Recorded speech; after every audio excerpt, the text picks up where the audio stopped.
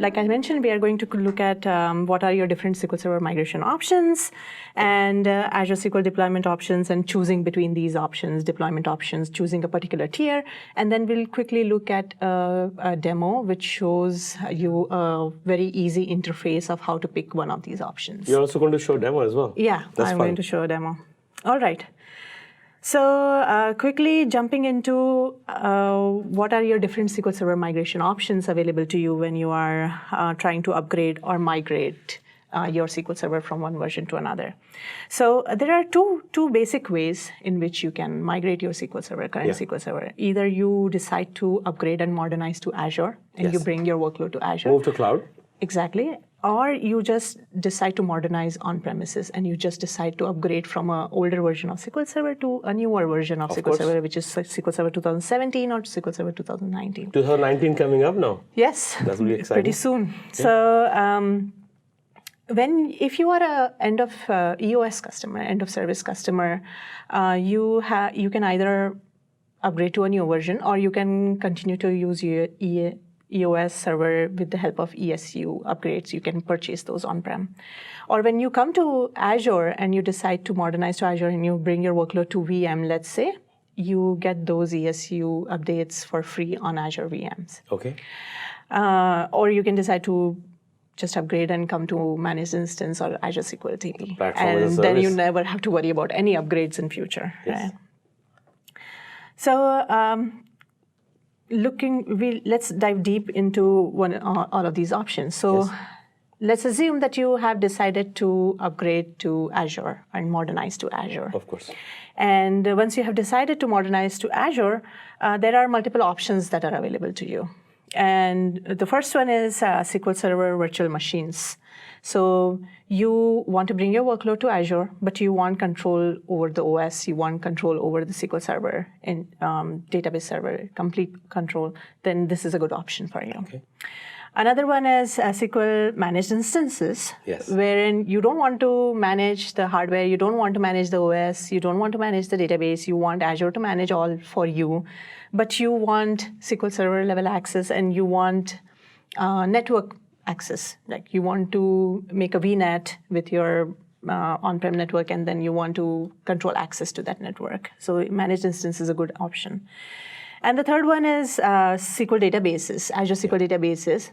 If you are trying to modernize, it's basically for modern cloud applications, right?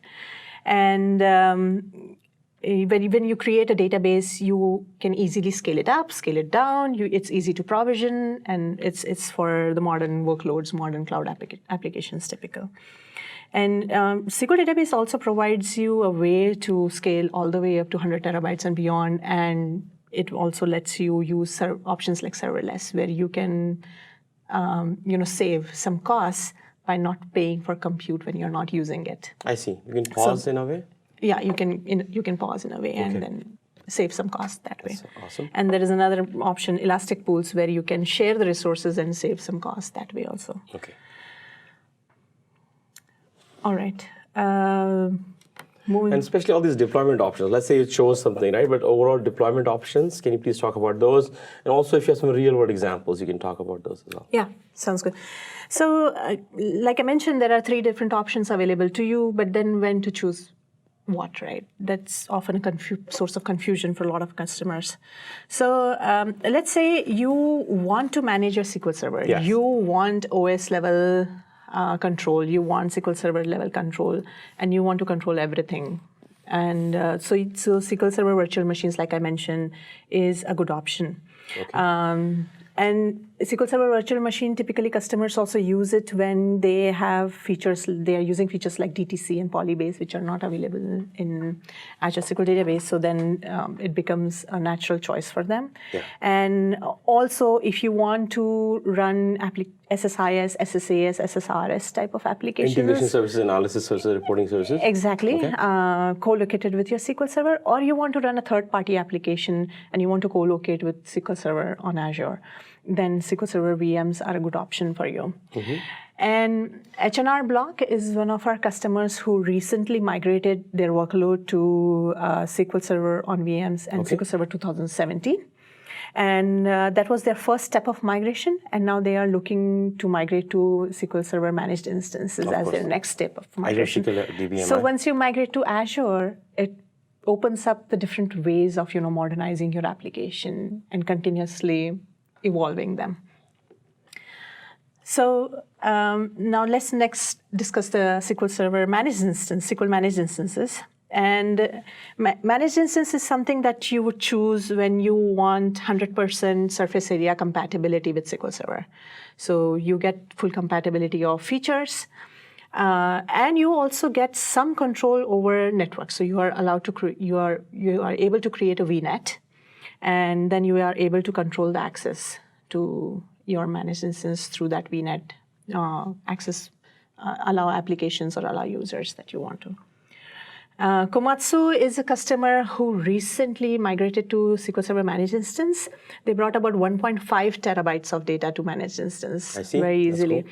And they observed 49% cost savings by migrating to Managed Instance and 25% performance benefits. Fantastic. When migrating to cloud. So they are a great example of Managed Instance migration.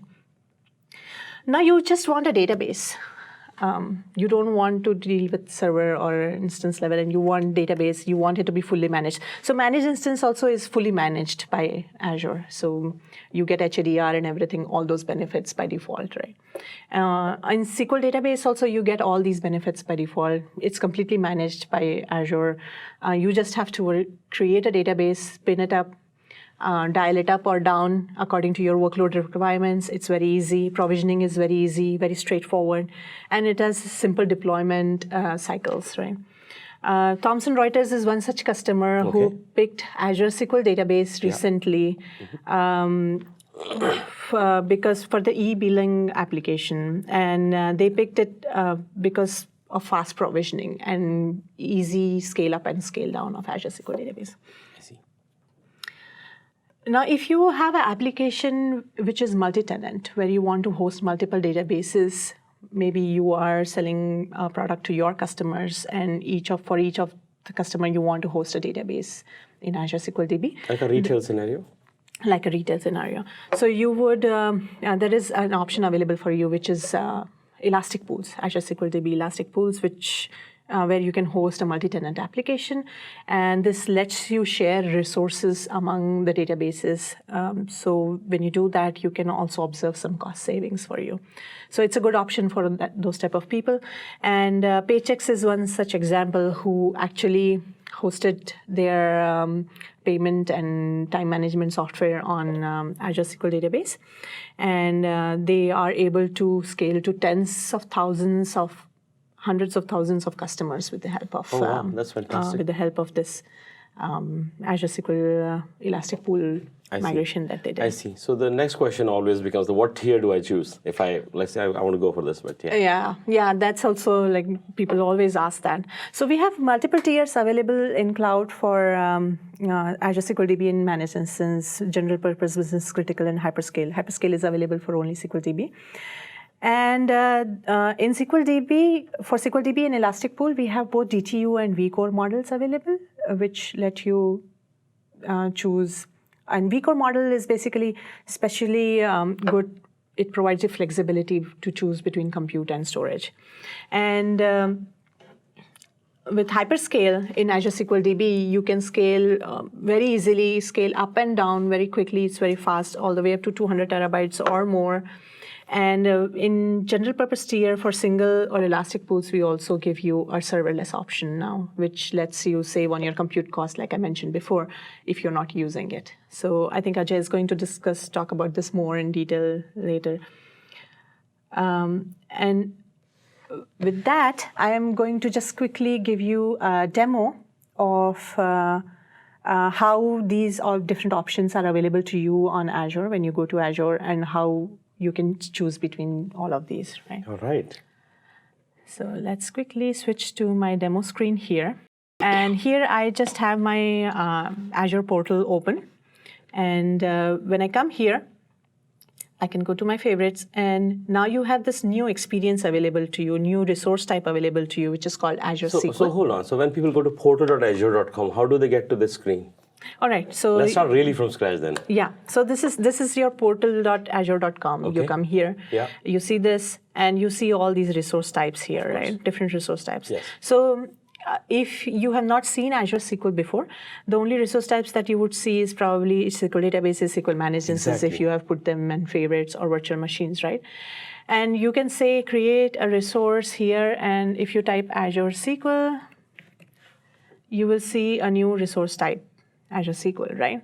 So I have put it in my favorites, so I see it here. Now I understand. So if I click on Azure SQL, it actually shows me, it puts all the resource types together into one blade now. So it actually shows me all my databases, all my VMs, and all my managed instances at one place. Great. So that way I know exactly how many resources I'm using, right?